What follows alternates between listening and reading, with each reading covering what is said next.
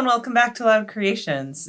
Today is part 2 of the Passionflower Mugwort Cyser series, I guess what I'll call it. I started this a couple weeks ago around the new moon in Scorpio, and so today we're just going to check it out, get a gravity reading on it, see how the fermentation is going, and then I'm going to rack it into another 1-gallon carboy, which is currently drying. I went ahead and sanitized everything ahead of time. Everything's laid out here, drip drying, and my hands are clean. So I am ready to go. It is still bubbling, so I'm not sure if that could be gases coming off of it, or maybe it's still fermenting. It's only been 2 weeks. If we determine it has fermented to the level that I would like, which is probably 13-14%, I will go ahead and add in some vanilla extract. The plan in my mind was to do a little experimentation as far as the use of vanilla. For my lavender vanilla mead, I put the vanilla bean in primary. And for this, I was going to put a lavender bean in secondary, but I forgot to get a lavender bean. So I'm going to use my pure vanilla extract from Costco. Now, from what I've read, it can be risky. I mean, this has alcohol in it, so that could stunt fermentation, and that's why I'm not going to add it until this is at a level I want it to be at. But also, you can way over flavor it with the vanilla, so I'm going to start out small, but we'll get to that in a minute. Before I rack the mead into the carboy, I'm going to go ahead and put it into this pitcher. That will just make it easier for adding the vanilla extract, and then I can degas it a little bit, stir it up with a spoon to let out some of the gases that are occurring in here. So I'm going to go ahead and just get to that. Once I've finished with racking, I will be going into more detail about each of the herbs and spices that I used for this mead, as far as, what their medicinal value is, what the folklore is, and anything else that I found in my research. I'll be sharing that, but I want to start out by just seeing what's up with this and getting it racked. So let's go. I'm going to set this up here because it should be elevated. Okay, so I have my auto siphon. It's a little wet, but I'm going to just going to go with it. It's fine. Okay, so this end goes into the vessel that you were pouring your mead in, or siphoning your mead into. And then this top part, I'm just going to put the carboy. Oh my gosh. This is when it's nice to use the little clamp that comes with it, or have a person help you. But if you watch any of my other videos, you'll see that this is just always kind of, for some reason, I don't use those tools. Okay. I'm going to move this closer. I think that's the problem. I got this in there so it doesn't come flying out, because I have had that happen too. So just give it a little push. And here we go. I'm excited to see what the gravity is going to be. I will go ahead and speed this up or just flash forward to the next step. See you in a minute. Well, there it is. So this is just under a gallon and smells nice. I can smell the apples still. Let's go ahead and check the gravity on this. So I got my turkey baster. And my hydrometer.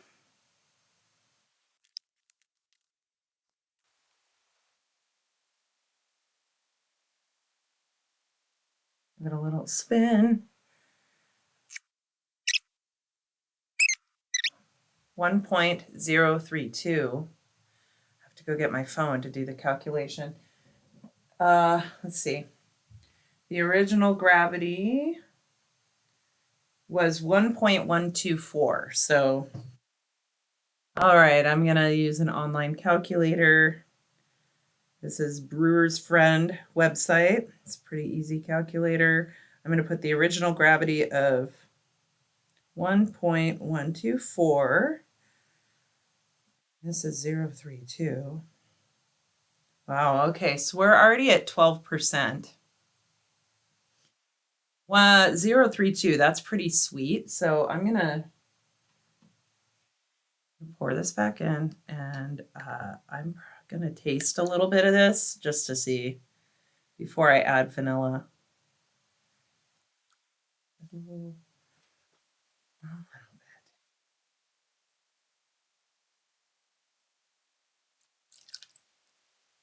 Set this aside.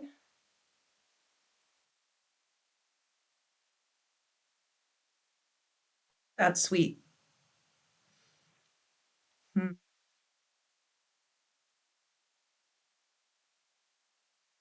Oh, it tastes pretty good, I have to say. I don't know if adding in the extract will stop fermentation. I mean, it's a tiny bit of alcohol. I don't want to upset the yeast. I mean, they're already sitting in alcohol though, so I'm going to do it. And when I get to the end of this, which will be like 5.5 months out, then I will know if I messed the whole thing up. I don't think I did, because this, as it is right now, actually tastes really good. It's sweet, but it's not as sweet as I would think with the gravity reading that it currently has. So I'm just going to do it because why not? I'm going to start really, really, really small.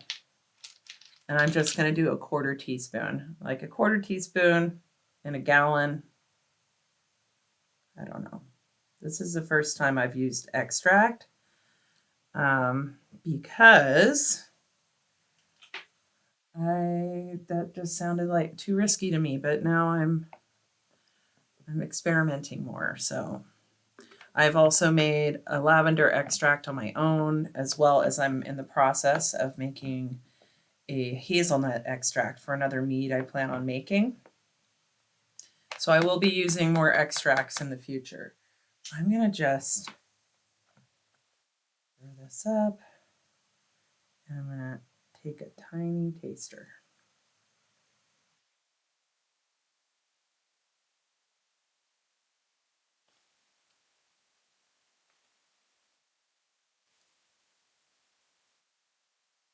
I do another 1/4 teaspoon for a total of 1/2 teaspoon. I don't even taste that, but it might, the flavors could come out later, you know.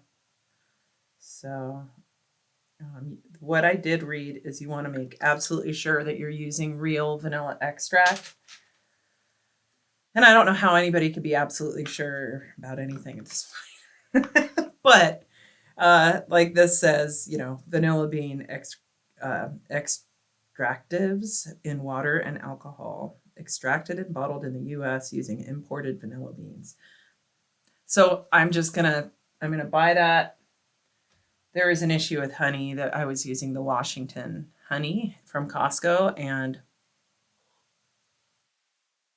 turns out it was not Washington honey, or part of it wasn't. It's a mixture of a bunch of different honeys. So you can't always trust the labels, apparently. Oh, here we go. All right. Let's see if this tastes any different. I think I can smell the vanilla now. Ooh, that's really good. Hey, 1/2 teaspoon of vanilla extract to 1 gallon of mead. It's noticeable, but it's not overpowering. So it really added to the flavors here. I'm excited about this. Okay, so now I'm going to, now that I've added my vanilla extract, I'm going to take this piece of tape off of here and put it onto my new, I'm going to label my new carboy with the old label, and then I'm going to update it. So to get this siphon going properly,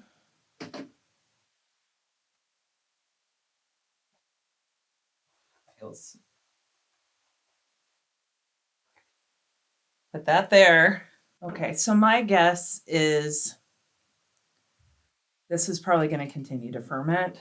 Right now we're at 12%, which I think is just fine. I'm finally moving away from wanting everything to be at the max. The flavors are wonderful, so I'm really looking forward to this one. I hope that it stays that way.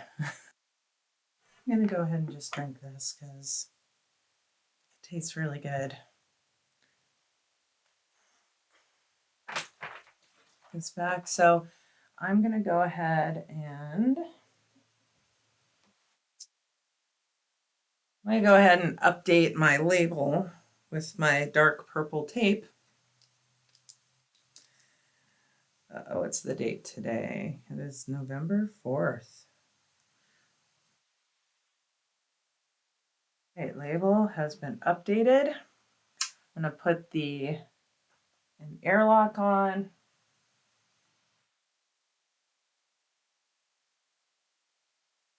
And I am going to set this, set this aside. Like this.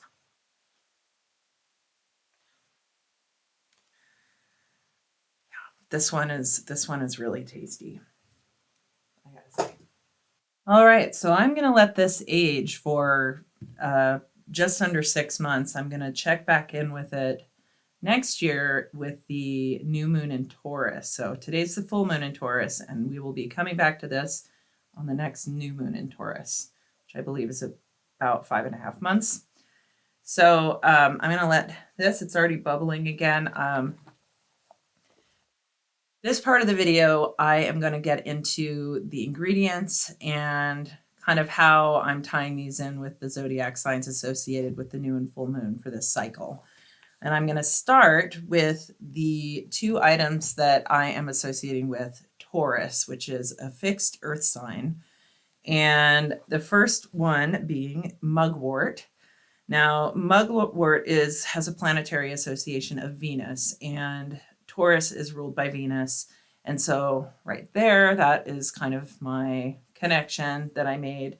Also, Venus is represented by the Empress in Tarot. Venus represents basically the divine feminine, abundance, creation, and, Taurus is associated with Venus because it is the sign of being grounded in this reality and taking in all of the joys of life and experiencing them. So according to one of the books that I have, the deities that are associated with Mugwort are Diana or Artemis. And again, these are archetypes. Diana is the queen of the forest, mountains, and hunting. She's also associated with wild animals and the moon. And Venus. I mean, it's all the same. Anyway. All right, so let's get into some of the medicinal uses of mugwort. I have my notes here. It promotes good digestion.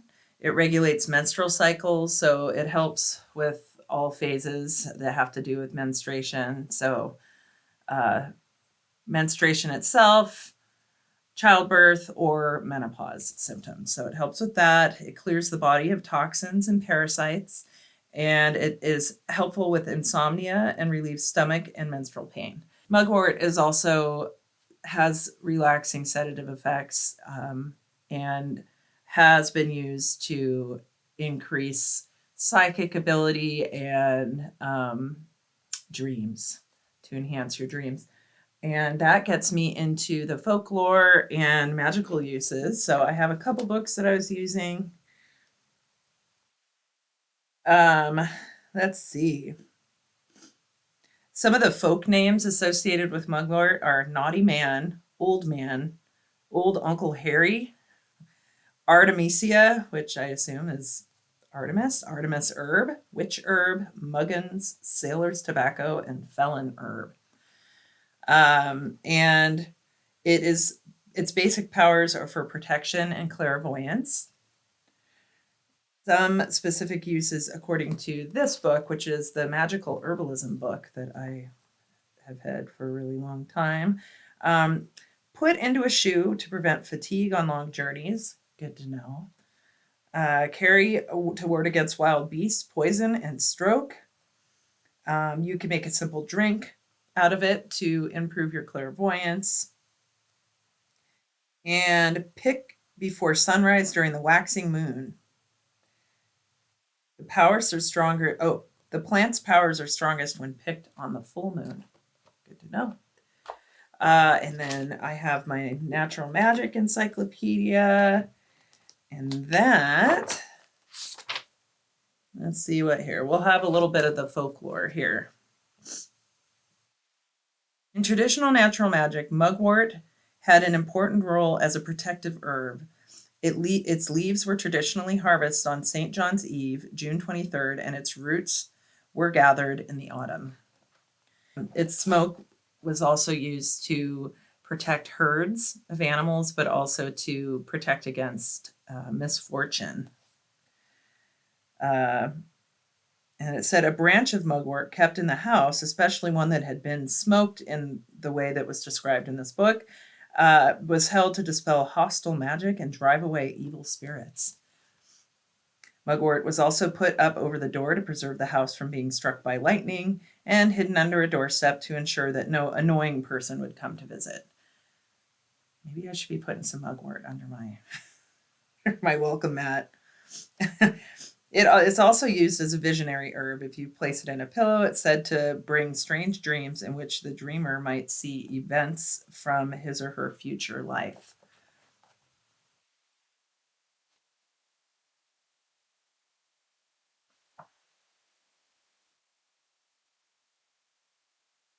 Yeah, so in short, mugwort has a history of being used for protection and also to enhance psychic abilities. Moving on to the next ingredient that is associated with Taurus, or that I'm making an association with Taurus, would be the apple. And for the same reason as mugwort, it has a planetary association of Venus, the Empress, same associated deities. Well, there's more, but Diana and Artemis. But some of the others are Athena, Apollo, King Arthur, and Hercules are also associated with apple. And aside from being a nutritious fruit, there are some other medicinal elements to the plant. It promotes gut health. It can balance your blood sugar, help balance your blood sugar, reduces the risk of cancer in certain parts of the body, including the intestines. And it's also good for lung health.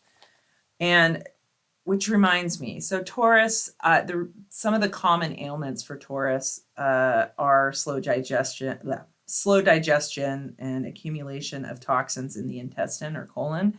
So I thought these two herbs would be really helpful for those types of ailments.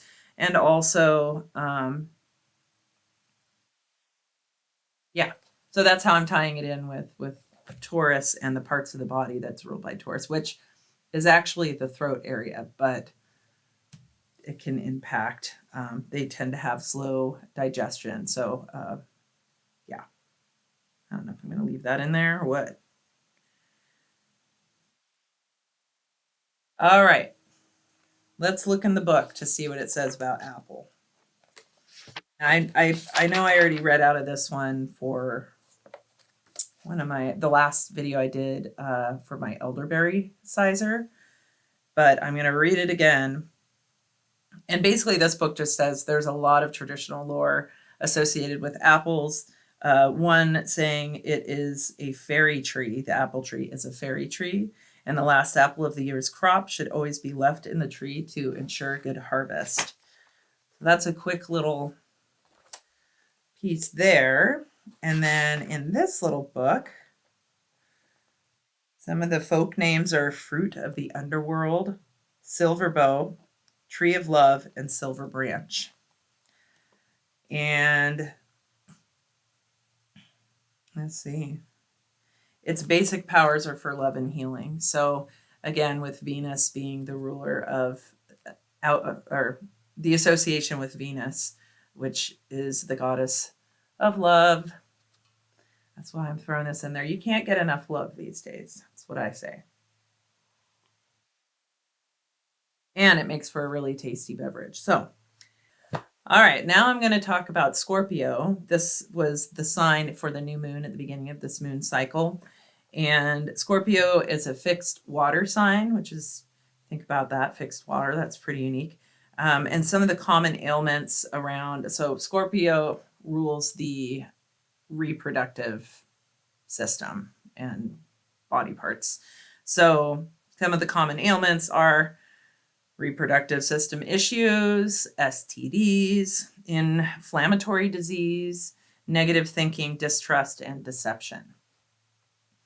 So I went ahead and selected Passionflower. Now, what I had read previous is that Passionflower is associated with the sign of Libra, which is right before Scorpio, but it is also associated with the element of water, as is Scorpio, and the moon. Now, Scorpio is associated, I believe, with Mars way back, but now it's Pluto. So just to get into some of the medicinal uses of Passionflower, it helps with anxiety during menstruation, childbirth, menopause, calms nerves, helps with digestion. Has sedative and hypnotic qualities. It's used to treat insomnia, helps reduce fevers and inflammation, and is good to use during a nervous breakdown where your thoughts are spinning and your emotions are high. The sedative effects are said to help with that. I thought that would be useful for the Scorpio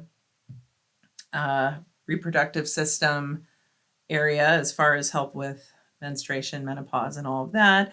And then also just that negative thinking and kind of some of those stagnant, fixed emotions that need to be processed. And when those come up, I'm going to be having a glass of this.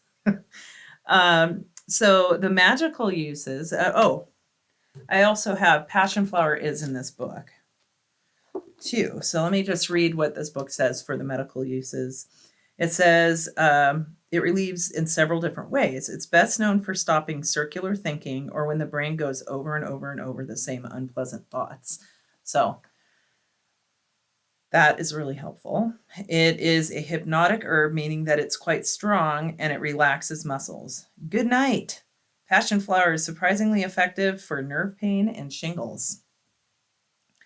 And there are some safety considerations with this herb. So like I've said in my other videos, it's important to do your own research before ingesting anything that you're making with herbs. But in this book, it says do not use during pregnancy or conjunction with other relaxing or sedative medications.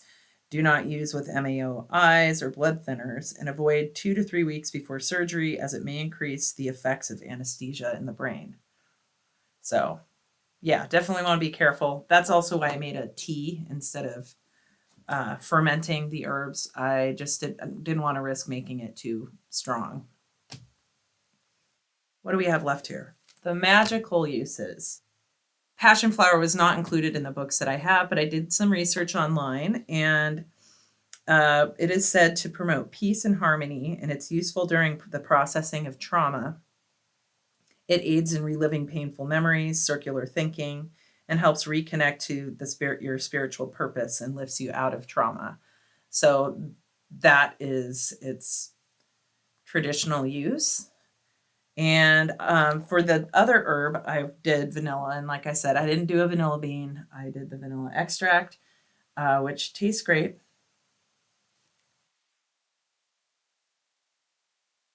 So I already talked about vanilla in my lavender vanilla mead video.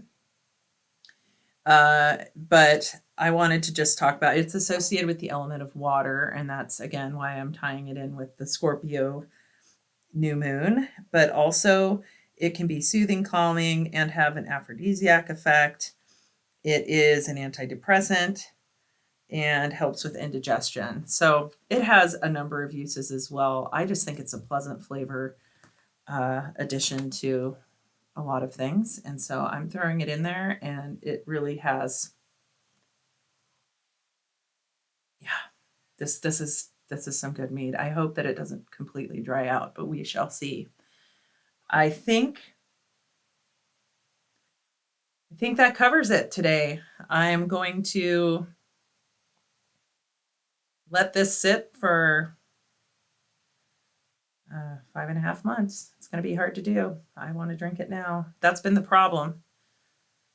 I drank the last bottle of one of the first meads I ever made, and it was really good. So aging, that's no joke. Like, don't. I spent the first year of doing this drinking the stuff after only a month or two. It's definitely worth the wait. So that's why I am now trying to let it go for at least 6 months before I bottle. I hope this video is useful. And if you enjoy the content that I'm making, please like and subscribe. And I will see you next time. Thank you.